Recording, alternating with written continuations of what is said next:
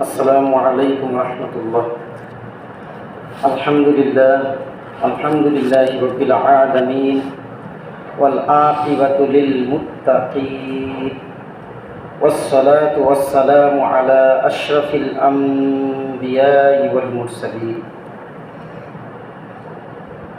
وعلى آله وأصحابه أجمعين. فقد قال الله تعالى في القرآن الكريم والفرقان الحميد: فأعوذ بالله من الشيطان الرجيم. بسم الله الرحمن الرحيم. والذين لا يدعون مع الله إلها آخر ولا يقتلون النفس التي حرم الله إلا بالحق ولا يزنون ومن يفعل ذلك يلقى أثاما. وقال النبي صلى الله عليه وسلم: التائب من الذنب كمن لا ذنب له. رواه السنن النسائي সুনান ইবনে মাজাহ। সাল্লাল্লাহু আলাইহি ওয়া সাদাকা রাসূলুল কারীম। মান আল্লাহ তাআলা শুকর আদায় করছি যে আল্লাহ তাআলা আজ পবিত্র দিন, পবিত্রতম স্থান জুমার দিন আল্লাহর ঘর মসজিদে আল্লাহ আপনাকে আমাকে আসার বসার আল্লাহর হুকুম, নির্দেশনা এবং নবীর সুন্নাহ আদর্শ অনুসরণ নিয়ে কথা শোনার তৌফিক আল্লাহ দান করেছেন। সকলে বলি আলহামদুলিল্লাহ। আল্লাহ তাআলা আপনাকে আমাকে উদ্দেশ্য করে আল্লাহর বান্দা যারা, প্রিয় বান্দা যারা, মুমিন মুসলমান ছাড়াও অন্যান্য জাতি যারা, সকলকে উদ্দেশ্য করে আল্লাহ তাআলা বলেন সূরাতুল ফুরকান। কোরআনের অনেকগুলো নাম, এর মধ্যে একটা নাম হলো সত্য মিথ্যার প্রভেদকারী, সত্য মিথ্যার পার্থক্য, সেটাকেও বলা হয় কোরআন। আল ফুরকান কোরআনের নাম, হুদান কোরআন নাম, তানজিল এগুলো দ্বারা কোরআন উদ্দেশ্য। কিতাব মানে মহান কিতাব, কোরআন উদ্দেশ্য। আল্লাহ তাআলা সূরাতুল ফুরকানে বলেন ওয়াল্লাযীনা লা ইয়াদউনা মা'আল্লাহি। আমরা তো আল্লাহর ইবাদত করি, তারপর আল্লাহ বলেন, আল্লাহর কথা শোনা আসি। আল্লাহ বলতেছেন তোমাদের মধ্যে যারা ইয়াদউনা মা'আল্লাহি, যারা ইবাদত করো আল্লাহ তাআলার কাছে ইলাহান আখার, এবং একমাত্র তারই পরবর্তী সময়ে ওয়ালা ইয়াকতুলুনান নাফসাল্লাতী, এবং মানুষদেরকে যারা তোমরা হত্যা করো, যারা নাফসাল্লাতী হারামাল্লাহ, মানে আল্লাহ তাআলা নিষেধ করেছেন কাটাকাটি, মারামারি, হত্যা ঝগড়া, সেগুলো যারা করো, যারা করবে না, যারা ইল্লা বিল হাক্কি ওয়ালা ইয়াজনুনা, সত্য যেভাবে আছে, সঠিক যেভাবে আছে, ন্যায়সঙ্গত কারণ যেভাবে আছে, ইয়া ছাড়া যারা হত্যা করে না, যারা, এটা হলো একজন প্রকৃত আবেদওয়ালা মুমিনের গুণ। বলি না সুবহানাল্লাহ? বিষয়টা আরও সহজে বলি, মানে একজন মানুষকে মারামারির মধ্যে আমি জড়িত হব না। কেন? আল্লাহ এটা নিষেধ করেছেন। ঝগড়া বিবাদ করা যাবে না, আল্লাহ এটা নিষেধ করেছেন। মানুষকে কতল মানে হত্যা করা যাবে না, আল্লাহ এটা নিষেধ করেছেন। আর যেভাবে আল্লাহ বলেছেন সেভাবে ছাড়া, ওয়ামাই ইয়াফআল যালিকা, আর যে ব্যক্তি এই কর্মগুলো করবে, ইয়ালকা আসামা, সে মহাপাপের মধ্যে রয়েছে। কারা?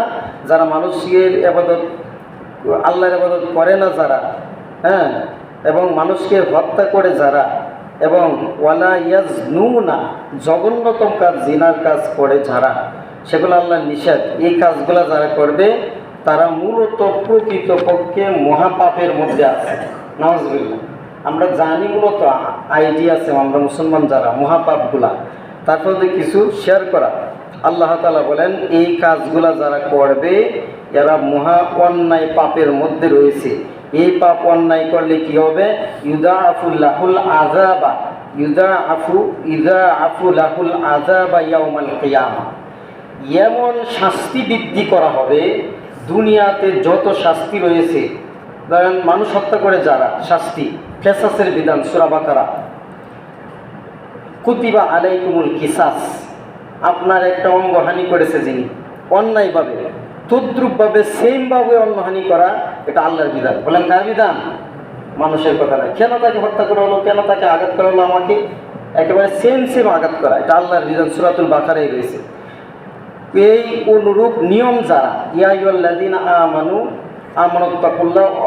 আমানুত্তাকুল্লাহ ওয়াজাহিদু ফি সাবিলিল্লাহ, মানে আল্লাহর রাস্তায় যাতায়া করো, আল্লাহর জমিনে আল্লাহকে খুশি করার জন্য, দ্বীন ইসলামের জন্য। বলেন কার জন্য?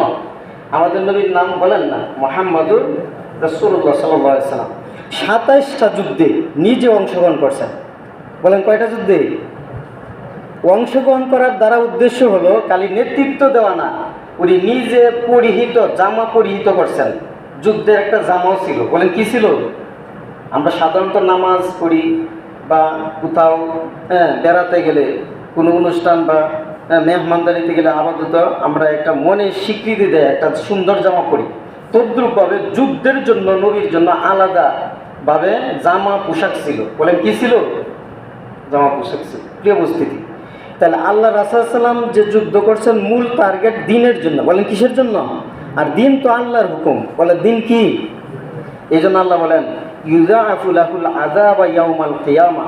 অন্যায়ভাবে যারা মানুষেরকে হত্যা করবে, যারা অন্যায়ভাবে যারা জুলুম নির্যাতন এবং জিনার কাজ করবে, যারা গর্হিত কাজ করবে, যারা এদের শাস্তি কিয়ামতে কেমন দেওয়া হবে? ইউদাআফু শব্দের অর্থ বৃদ্ধি করা হবে। দুনিয়াতে যত শাস্তি রয়েছে এর থেকে দ্বিগুণের দ্বিগুণ বৃদ্ধি করা হবে। নাউজুবিল্লাহ। প্রিয় উপস্থিতি, মুহতারাম মুআজ্জিরিন, তাইলে বর্তমান সময়ে আমরা যারা সচেতন, সকলেই অবগত বর্তমান তথ্য প্রযুক্তির যুগে, আমাদের মুসলমান জাতি মনে করি, কিন্তু মুসলমানের মতো সহযোগিতা করি না। বর্তমান ইরান, এদের সাথে আরও কিছু সামঞ্জস্য, এমনকি সৌদি আরব আমরা মনে করি নবীর জন্ম, সেই সৌদি আরবের কিছু মানুষ গোষ্ঠী, সৌদি আরবের বাদশাহ সহ কার অবস্থান জানেন না? ইসরায়েলিদের, ইহুদিদেরকে সমর্থন নিয়ে বর্তমানে ইরাকে হামলাও করছে। বলেন কোথায় হামলা করছে?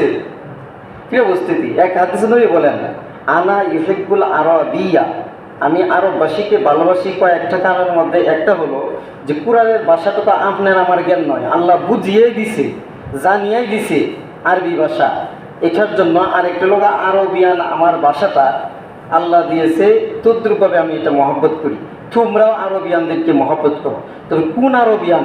যারা আল্লাহর হুকুম নবীর তরিকায় আছে। বলে যারা আল্লাহর হুকুম, গান অনুষ্ঠান করার মাধ্যমে সেটা হালাল হয় কীভাবে? বর্তমান সরকার যিনি সালমান, উনি গান অনুষ্ঠানকে হালাল বলে চালিয়ে দিতেছে। খেলাধুলা অনুষ্ঠানকে হালাল বলে চালিয়ে দিতেছে। হ্যাঁ, হালাল যেভাবে শরীয়ত আছে সেটা হালাল, কিন্তু যেখানে বাদ্যযন্ত্রের মাধ্যমে অন্যান্য দেশ থেকে শিল্পীদের মাধ্যমে দেশের মধ্যে যে অন্যায় বহির্ভূত কাজ করতেছে, সেগুলো আপনি মুসলমান হিসেবে সমর্থন করা যাবে না। যদি বলি সেটা তো সৌদি আরব দেশ হইতে পারে, আল্লাহর রহমতের দেশ। আমরা মুসলমানরা সকল মানুষের জন্য ঘোষণা হলো হজ করা। বলেন কি করা?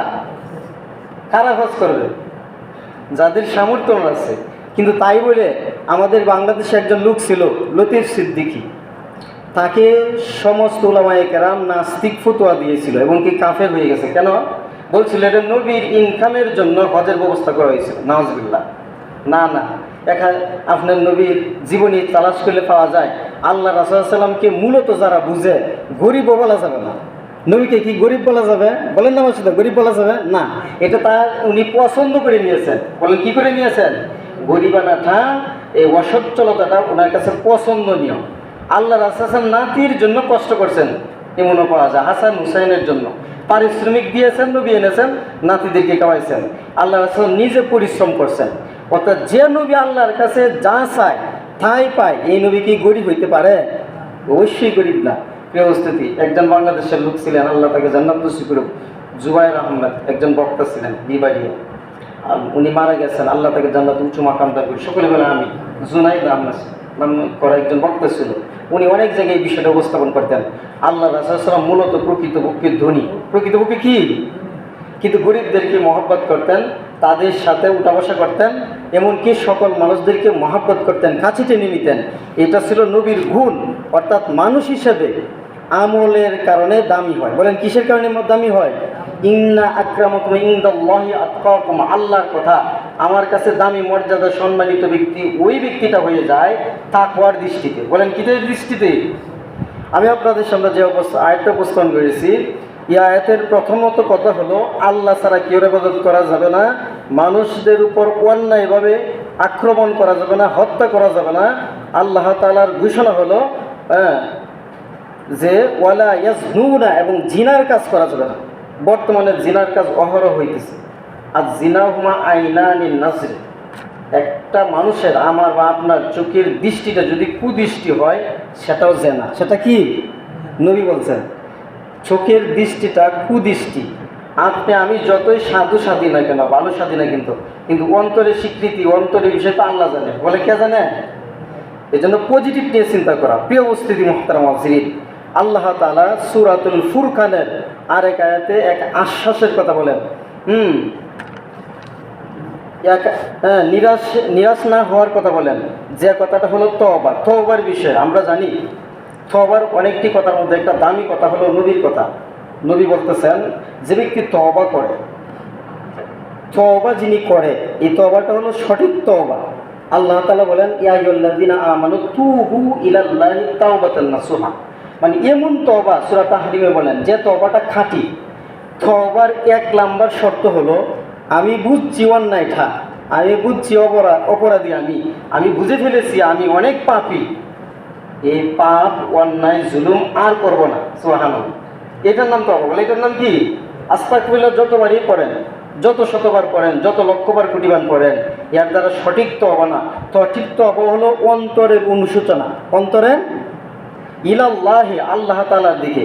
দেখেন আল্লাহ কি বলতেছেন, অনেক দামি কথা, যে ইল্লামান তাবা ওয়া মান আমানা ওয়া আমিলান আমালান সলিহান ফাউলাইকা ইউবাদদিলুল্লাহু সাইয়্যাতিহিম।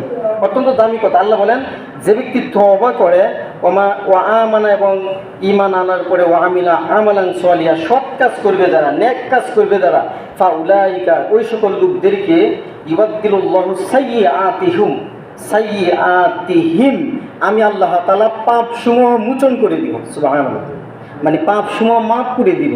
শুধু ওইটাই শেষ নয়, আল্লাহ বলতেছেন হাসানাত, এই পাপ সমূহ যতগুলা রয়েছে, আপনার আমার আমল নামা যদি শত লক্ষ কোটি কোটি পাপও হয়, আল্লাহ তাআলা পাপগুলা পরিবর্তন করবেন। কিসের দ্বারা? বলেন না আমার সাথে, কিসের দ্বারা? নেক দ্বারা। হাসানাত দ্বারা উদ্দেশ্য হলো নেক দ্বারা। ভয় নেই, চিন্তা নেই। আল্লাহ বলতেছেন তোমার যত পাপ রয়েছে হে মুমিনরা, তোমার যত অন্যায় রয়েছে, জুলুমি রয়েছে, পাপে ভরপুর যত কোটি হোক, যত সংখ্যা বেশি হোক না কেন, আমি আল্লাহ তাআলা মাফ করে দিব। সুবহানাল্লাহ, শুধু মাফই করব নয়, আল্লাহ তাআলা এই শব্দ দ্বারা বোঝাতে যাচ্ছেন হাসানাত দ্বারা উদ্দেশ্য হলো সাইয়্যাতিহিম, তোমাদের অন্যায় সমূহ, পাপ সমূহ মার্জনা করিয়া নেক দ্বারা পরিবর্তন করিয়া দিব। সুবহানাল্লাহ, আমার আমল নামায় যদি এক কোটি পাপ হয়, আল্লাহ তাআলা পাপগুলা নেক দ্বারা পরিবর্তন করে দিবেন। এটা বিশেষ মর্যাদা। বলেন কি? এই তওবা শুধু মুখের তওবা করলেই হবে না, সেটা হলো অনুশোচনা। বলেন কি? তাওবা এর মূল অর্থই হলো ফিরে আসা। কার দিকে ফিরে আসা? বলেন আমার সাথে, আল্লাহর দিকে। বলেন কার দিকে? মানে আমি বুঝছি অন্যায়টা, আল্লাহর দিক কোনটা, আল্লাহ কোন দিকের কথা বলেছেন, কোন সঠিকের দিকের কথা বলেছেন, কোন নির্দেশনার দিকে বলেছেন, সেটা অনুসরণ করা। তাইলে আল্লাহ তাআলা আপনি আমাকে আমল নামায় নেক দান করবেন, আর পাপ সমূহ আল্লাহ তাআলা মাফ করবেন। ওয়ামান তাবা ওয়া আমিলা সলিহান ফাইন্নাহু ইয়াতুবু ইলাল্লাহি মাতাবা। এই যে আল্লাহ তাআলা পরের আয়াতে বলেন, নেক্সট আয়াতে 71 নম্বর আয়াতে, যে ব্যক্তি তওবা করে এবং আমলে সলিহা করে ফাইন্নাহু ইয়াতুবু ইলাল্লাহ, এর অর্থ হলো প্রকৃতপক্ষে আল্লাহর দিকেই তওবা করা। বলেন কার কাছে? মানে আল্লাহর দিকে ফিরে আসা। প্রিয় উপস্থিতি মুহতারাম আজিজ, তাহলে আসুন নবীর এক মহান বাণী তওবা সম্পর্কে অনেক কথা আছে, এর মধ্যে একটা কথা হলো আত্তাইবু মিনাজ যানবি কামা লা যানবা লাহু। তওবা যে ব্যক্তি করে পাপ থেকে যে ব্যক্তি তওবা করে আল্লাহ তাআলা যদি কবুল করেন তাহলে তার জীবনে কোনো পাপ নাই। সুবহানাল্লাহ। আর নবীর কথা সুনান ইবনে মাজার হাদিস, যদি কোনো ব্যক্তি সঠিকভাবে তওবা করে, নবী বলেন আত্তাইবু মিনাজ যানবি, তওবা করলে একজন ব্যক্তি পাপ থেকে, তাইলে কামা লা যানবা লাহু, তার পূর্বের জন্য কোনো পাপ নাই। সুবহানাল্লাহ। তবে পাপের কিছু সিরিয়াল রয়েছে, কিছু পাপ রয়েছে যেগুলো বড় পাপ, মহাপাপ যেগুলা, এর মধ্যে একটা হলো নামাজ না পড়া। সবাই আমার সাথে বলেন কি না পড়া? আপনি আমি যতই যুক্তি দেই না কেন, আল্লাহ এবং নবীর যুক্তির ঊর্ধ্বে কোনো যুক্তি নেই। বলেন কিতাবুল্লাহ খাইরুল, মানে নবীর কি আল্লাহ তাআলা কিতাবুল্লাহ, আল্লাহ তাআলা বাণী হলো সর্বোত্তম বাণী। ও হাদু মুহাম্মাদিন নবী সাল্লাল্লাহু আলাইহি সাল্লাম, আমি মুহাম্মদ সাল্লাল্লাহু আলাইহি সাল্লাম জীবন আদর্শ হলো সর্বোত্তম নমুনা। তাইলে আল্লাহর পরে, আল্লাহ নির্দেশনার পরে নবীর নির্দেশ, নবীর অনুসরণ করা। বলেন কার অনুসরণ করা? সহজেইভাবে বলা যায় আল্লাহর হুকুম নবীর তরিকা। বলেন কার হুকুম? আল্লাহর হুকুম নবীর তরিকা। সেটাই হলো মূলত সঠিক আমল, আর সকল আমলই গ্রহণযোগ্য হবে যদি নবীর আদর্শে হয়। বলেন কার আদর্শে? একটা বাংলা কথা আছে, মুমিনের জিন্দেগিটা 24 ঘন্টা বন্দেগী। বলেন কয় ঘন্টা বন্দেগী? কোনো সময় বাদ নয়। আমি আপনার সাথে কথা বলবো, কৌশল বিনিময় জিজ্ঞাসা করব, সেটাই আবাদত। বলেন সেটা কি? কোনো কিছু আবাদত ছাড়া নয়, যদি হয় সেটি নবীর আদর্শে। বলেন কার আদর্শে? আল্লাহ রাসূল সারা জীবনে কিতাবে রয়েছে তফসিরে প্রায় 12 লক্ষ হাদিস রচনা করেছেন। নবীর মুখ নিঃসৃত বাণী 12 লক্ষ, প্রায় কয় লক্ষ? আপনি আমি কয়টা হাদিস জানি? আমাদের বাংলাদেশে একজন বক্তা রয়েছে, যুব সমাজের আইডল বলা হয়, ওনার নাম আদনান। নাম কি? আগে ক্রিকেট খেলার প্লেয়ার ছিল। একজন মানুষ যত অন্যায় করুক, এটা মানুষের ভুল ধারণা, আমাদের ভুল ধারণা যে একজন মানুষ এই করছিল সেই করছিল। সে যদি সঠিক রাস্তায় ভালো কাজ করতেছে তাহলে ভালোটা দেখা। বলেন কিটা দেখা? কয়েকদিন পূর্বে এক জায়গায় স্বামী স্ত্রী, হাজব্যান্ড ওয়াইফ ঝগড়া লাগছে সাহাবিকে নিয়ে, বুঝছেন? পরে আমাদের বাসায় আসলো, আমাদের বাসার পাশেই কিন্তু আমাদের বগ্নিবন্দি যিনি সাইফুল সাহেব, উনি কিন্তু সাইফুল হাদিস, সহি বুখারী আউয়াল দ্বিতীয় পড়া, ঠিক না? দেখছেন না? এখন এই যে দেখুন পরিষদ মসজিদের প্রতি শুক্রবারে নামাজ পড়া, তো উনি সমাধান দিয়েছেন এইভাবে যে হাদিস সবার ক্ষেত্রে হাদিস বললে বুঝবে না, এই জন্য সহজে বুঝতে যাচ্ছেন যে নবীর সাহাবী নিয়ে ঝগড়া লাগার তো কোনো বিষয় না। মূল বিষয় হলো আপনাদের মধ্যে কি মনে আমল তো আগে আনাইতে হবে যে আমি এই নির্দেশনা পথে চলি। তখন যেহেতু সমাধান চাইতেই আছেন, তখন বললেন পর্দার মাধ্যমে ব্যবস্থা করা হোক, মহিলা যদি জানতে চায় মহিলা। সর্বশেষে এইটাই রায় হইল যে সহিহ তিরমিজি হাদিসে আছে, নবীর সাহাবী উমর রাদিয়াল্লাহু তাআলা সম্পর্কে নবীর ঘোষণা হলো যে আমার পরে লা নবী বাদা, আমার পরে নবী নাই, কিন্তু নবী যদি হইতো উমরেই হইতো। বলেন কি হইতো? সহিহ তিরমিজি হাদিস, লাউ কানা নাবিয়্যুন বাদি লাকানা উমর ইবনুল খাত্তাব। তার আপত্তি হলো সেটা, আপত্তি করার তো কিছু নাই যে আবু বকরকে কেন বলা হইল না। বিশাল বড় সমাবেশ কইতেছে এটা আমি হাদিস মানি, সহিহ বুখারীর হাদিস মানি। দেখেন কত বড় জ্ঞানী বিষয়। সহিহ বুখারী হাদিস মানি, অন্যান্য হাদিস মানি ঠিকই, কিন্তু আমি বেশি বেশি অনুসরণ করি, বুঝছেন? কিছু মানুষের যুক্তি তর্ক দেওয়া হয় না, কিছু মানুষের সাথে আপনার অল্প কথাই যথেষ্ট হয়ে যায় অনেক কথার উত্তর, এমন না? তখন তাকে উত্তর দেওয়া হলো, বলেন তো দেখি মোবাইল যে আপনি ইউজ করতেছেন, মোবাইলে যে অনেক কোরআন হাদিস পড়তেছেন, এই মোবাইলের কথা সহিহ বুখারী কোন হাদিসে আছে? দেখেন, এই জন্য বলা হয়েছে আমি আমার যতই জানলে মানে মনে করি এত নিজের অত পণ্ডিত্য মনে করা যাবে না। উত্তর হলো তা আমি তো পাই না, তা আপনি পাই না তো মোবাইল ব্যবহার করেন কেন? অর্থাৎ সব কথার উত্তর আপনি পাবেন না। এই উত্তরগুলা, জ্ঞানগুলা আল্লাহ তাআলার নবীর পরবর্তী নেক্সট জেনারেশন যারা উলামায়ে কেরাম, তারা যে নির্দেশনা দেয় সেটাই মেনে নিতে হবে। এটাও মাসালা। এটাও কি? বলেন আমার সাথে, এটাও কি মাসালা? আপনি যদি কোরআন মারেন তাহলে তো কোরআনে আছে আল্লাহকে মানতে হবে, নবীকে মানতে হবে। ও উলিল আমরি মিনকুম, তোমাদের মধ্যে নেতা, ইমাম যিনি ইমাম নেতা, ওনার নির্দেশনা মানতে হবে। সর্বশেষে রায় হলো, সিদ্ধান্ত হলো যে ওইটাই সিদ্ধান্ত যে আমি তর্ক করলে হবে না। আলেম উলামা যদি কোনো কথা বলে ফেলে, যদি সে বিজ্ঞজন থাকে, এইটাই নির্বিদ্যায় নিচিন্তায় চিন্তা ধারণা ছাড়া সাদরে গ্রহণ করতে হবে, মেনে নিতে হবে। বলেন কি করতে হবে? আর তর্ক করার কোনো শেষ আছে? ডিম আগে না মুরগি আগে? তর্ক করার কোনো শেষ আছে? এই জন্য প্রিয় উপস্থিতি মুহতারাম হাজিরিন, শরীয়তের রায় হলো, সিদ্ধান্ত হলো, আল্লাহ তাআলার ঘোষণা, ফাসআলু আহলা যিকরি ইন কুনতুম লা তা'লামুন। একাধিক জায়গায় রয়েছে কোরআনে যে তুমি আমি যে বিষয়ে না জানো, আল্লাহর ঘোষণা, না জানো যারা, অজ্ঞতার মধ্যে যারা রয়েছে, যিনি জানলেওয়ালা, যিনি বুঝদারওয়ালা, আহলের কিতাব দ্বারা কিতাবের জ্ঞান যার মধ্যে রয়েছে, কোরআন হাদিসের জ্ঞান যার মধ্যে রয়েছে, তাকে আদরের সহিত প্রশ্ন করো, উনি যা বলে তা মেনে নাও। সুবহানাল্লাহ। তো সবাই ক্ষেত্রে প্রযোজ্য না, অভিজ্ঞ হইতে হবে, পাণ্ডিত্য অর্জন করতে হবে, আমলদার হইতে হবে। ইমাম বুখারী রাহিমাহুল্লাহ উনি বলতেছেন, আমার উস্তাদ আজকে আমি তার কাছ থেকে কীভাবে শিখবো এই জ্ঞানটা, আমার কাছে আক্ষেপ লাগলো। আমার উস্তাদ হওয়া সত্ত্বেও উনি কীভাবে বস্ত্রহীনভাবে থাকে। দেখেন, অত্যন্ত গুরুত্বপূর্ণ বিষয়। আমাদের অনেক উস্তাদ হুজুরে বলতেন, তুমি ছাত্র, আমি উস্তাদ। ছাত্র উস্তাদ বা গড়ে ফ্যামিলিতে স্বাভাবিকভাবে উদাম থাকা যায়, শরীরে কোনো কাপড় ছাড়া থাকা যায়, অর্থাৎ শরীরে যে সতর ঢাকার কথা বলেছে, সতর ডাকলেই উদাম থাকা যায়, এটা আপনার আমার মত। কিন্তু আল্লাহ রাসূল সাল্লাল্লাহু আলাইহি ওয়াসাল্লাম হাদিসে রয়েছে, আয়েশা সিদ্দিকা রাদিয়াল্লাহু তাআলা থেকে বর্ণিত, যে নবীর পালক পুত্র যায়েদ ইবনে হারেসা, কোরআনে একজন সাহাবীর নাম রয়েছে যায়েদ, উনি আসতেছেন, নবীকে ডাকতেছেন, আল্লাহ রাসূল সাল্লাল্লাহু আলাইহি ওয়াসাল্লাম নিজের জামা টানতেছেন। আয়েশা রাদিয়াল্লাহু তাআলা আনহা বলেন, আল্লাহর কসম, আমি ইতিপূর্বে আল্লাহর নবীকে বস্ত্রহীনভাবে খালি গায়ে ইতিপূর্বে আর কখনো দেখিনি। সুবহানাল্লাহ। তাইলে এর দ্বারা বোঝা গেল আল্লাহ রাসূল সাল্লাল্লাহু আলাইহি ওয়াসাল্লাম শরীরে জামা রাখতেন, অল্প হইলেও জামা রাখতেন, অর্থাৎ খালি গায়ে না থাকা। প্রিয় উপস্থিতি মুহতারাম হাজিরিন, এই জন্য আপনার আমার অনুসরণ যদি হয় নবীওয়ালা, অনুসরণ যদি হলো সুন্নাতওয়ালা, তাহলে আমার গোটা সময়টাই বন্দিগি হবে। বলেন গোটা সময়টাই। তাহলে আসুন, অল্প এই জিন্দিগি, আল্লাহর হায়াত, আল্লাহর দেওয়া হায়াত। বলেন হায়াতটা কার দেওয়া? এটা বড়াইগিরি করা যাবে না। আল্লাহ যে কোনো সময় ডাক দিলে চলে যেতে হবে। অনেকজন মানুষ চিন্তা ভাবনা করে কিয়ামত কখন হবে।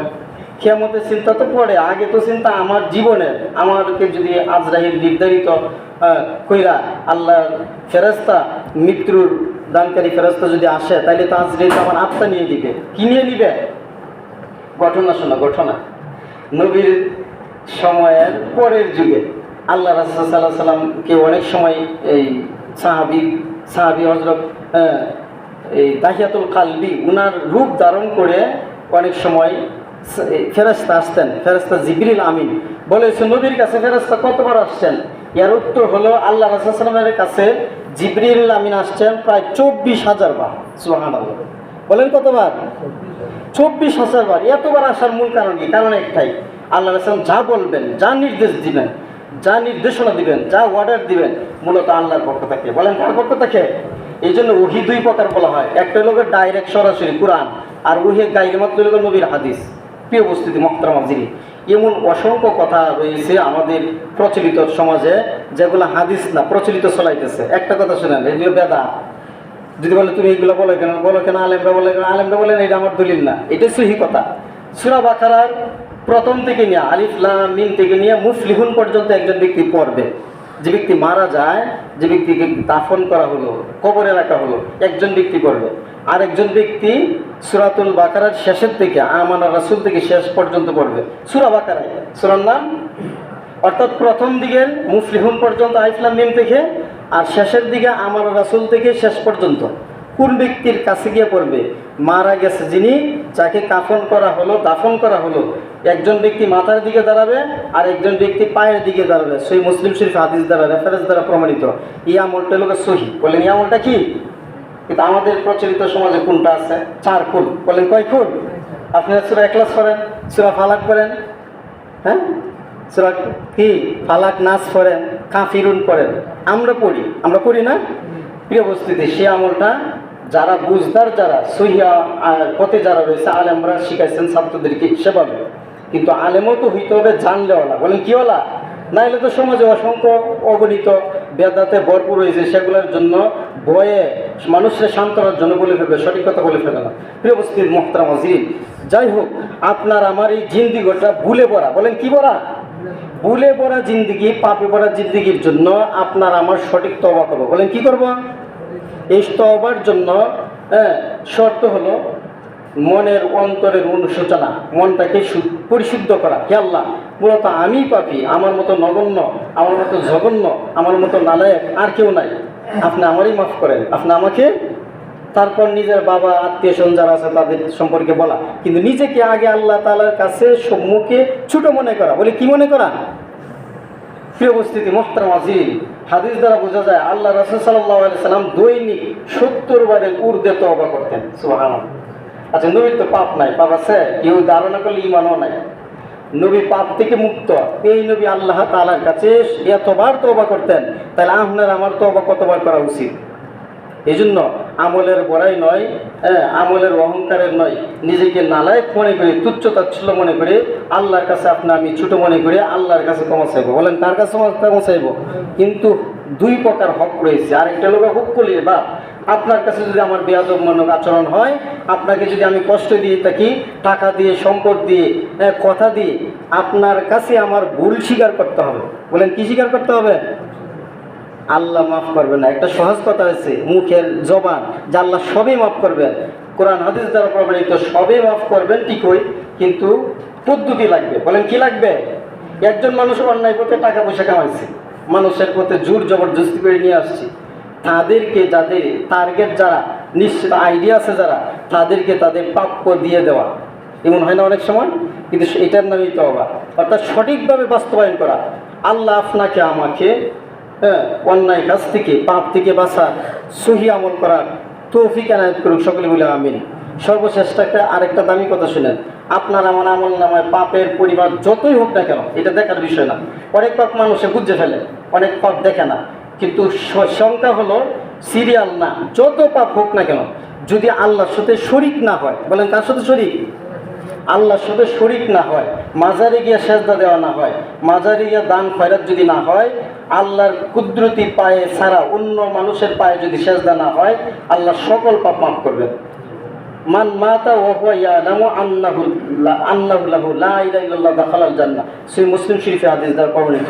ওই ব্যক্তিটা জান্নাতে প্রবেশ করবে না, লা ইশরিকু বিল্লাহি শাইআন, আল্লাহর সাথে শরীক করলো না। আল্লাহ নবী বলেন দাখালাম মাজি মারুফের শেখায়, এই মাত্র সে জান্নাতে প্রবেশ করে ফেললো। সুবহানাল্লাহ। তাহলে আপনার আমার কি যত ধরনের শিরক আছে আমি জানি না, যদি না জানি সেটা হলো ভিন্ন কথা, জেনে জেনে। এই যে কয়েকদিন পূর্বে আপনাদের এই মহল্লায় এক লোক কইতেছে, হুজুর সুরেশ্বরী আমি যাইতে চাই। নাম শুনছেন? সুরেশ্বরী আমি যাইতে চাই, সে সম্পর্কে আপনি বলেন। আমি বললেন শিরকি কাজ। বলেন কি কাজ? একজন মানুষের এক কথা বললে তো বোঝা যাবে না। আমি বললাম আপনি একটু সময় দিন, কয়েক মিনিট সময় দেওয়া হলো। উনি পরিতৃপ্ত হলো, বললো হুজুর আজকে যেহেতু বললাম, অন্যায়টা শুনলাম, জানলাম, আমার যাচাইয়ের দরকার নাই, আমি আজকে থেকেই তওবা করলাম, আর যাবো না। সুবহানাল্লাহ। এই জন্য আপনার আমার আমল নামায় কিছু কাজের জন্য সব বাদ হয়ে যায়। সেটা যারা তাবলীগ জামাতে সময় দেন, সেটা বলেন আল্লাহ ফালে আমাকে, আল্লাহ কাওয়ান, আল্লাহ আমাকে লালন পালন করতেছেন। জমি পালে না, আমার ক্ষেত কামারে ফালে না, আমার এই পশু পাখি পালে না, আমার এই গাছ পালে না, ফালে কে? স্বীকৃতি দেওয়া। কে বলেন? কে? ওমা মিন দাব্বাতিন ইল্লা আলাল্লাহি রিজকুহা। রিজিকের মূল চাবিকাঠি, মূল দায়িত্ব হলো আল্লাহর কুদরতি হাতে। বলেন কার হাতে? ফালিল্লাহিল আখিরাতু ওয়াল উলা। আল্লাহ তাআলার হাতেই, কুদরতি হাতে আপনার আমার মঙ্গল রয়েছে। আসুন তওবা করি, অনুশোচনার মাধ্যমে আল্লাহ আপনাকে, আমাকে, সবাইকে মাফ করুক, সকলে বলে আমিন। যারা সুন্নাত নামাজ পড়ি না, কথা আছে, সুন্নাত নামাজ আদায় করি 4 রাকাত।